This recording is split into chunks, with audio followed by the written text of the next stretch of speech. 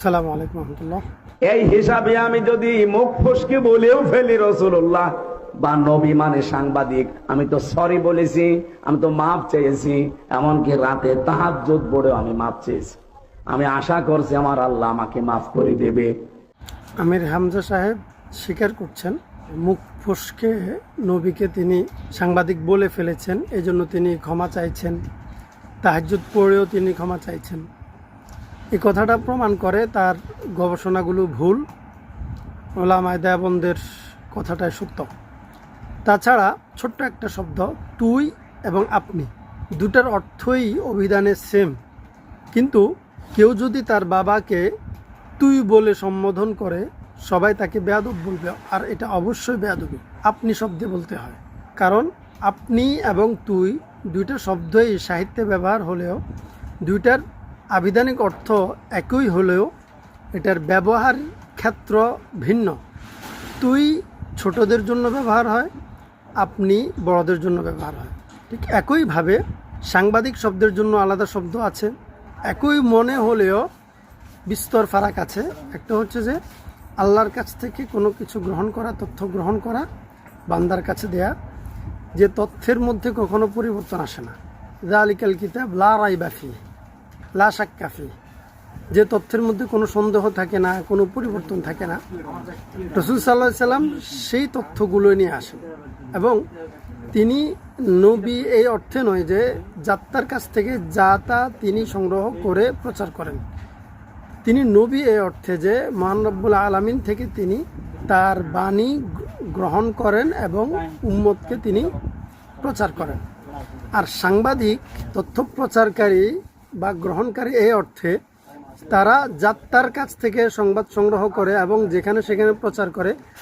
সাংবাদিকদের প্রচারিত সংবাদ সত্য মিথ্যার সম্ভাবনা রাখে, নবীর প্রচারিত সংবাদ সত্য মিথ্যার সম্ভাবনা রাখে না। লা শাক্কা ফিহি, অবশ্যই অবশ্যই সত্যই হয়। কেউ যদি সন্দেহ করে তার ঈমান থাকে না, এটা হচ্ছে ঈমানের জায়গা থেকে।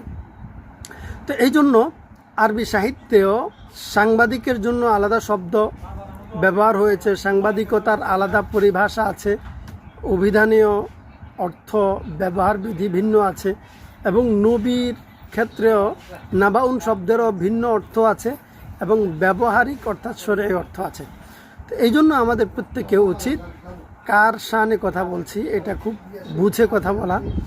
সাহাবীদের শানে কথা বললে বুদ্ধি বিবেচনা খরচ করে, আল্লাহকে ভয় করে, ঈমানের দিকে তাকিয়ে শরঈ বিষয়টাকে গুরুত্ব দিয়ে কথা বলা। নবীদের ক্ষেত্রেও একইভাবে চিন্তা করা, কারণ যদি আমরা শাব্দিক অর্থ নির্ভর হয়ে যাই তাহলে আমরা কিছুদিন পরে নামাজ ছেড়ে দিব। সালাত শব্দের অর্থ দুরুদ, কেউ নামাজের ওয়াক্ত হলে যদি শব্দের অর্থের উপর নির্ভর হয়ে যায়, সে দুরুদ পড়ে ক্ষান্ত হবে, সে নামাজ পড়বে না।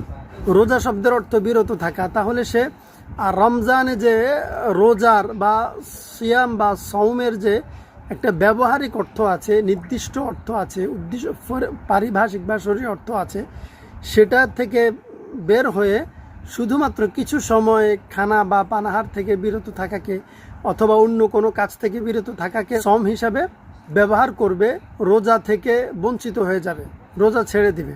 হজ শব্দের অর্থ ইচ্ছা করা, তাহলে মানুষ কত কিছু ইচ্ছে করে, অথচ হজের ব্যবহারিক বা শারঈ অর্থ হচ্ছে যে নির্দিষ্ট জায়গায় নির্দিষ্ট সময় নির্দিষ্ট কর্মকাণ্ডের মাধ্যমে, অর্থাৎ বাইতুল্লাহ পৌঁছা উদ্দেশ্য।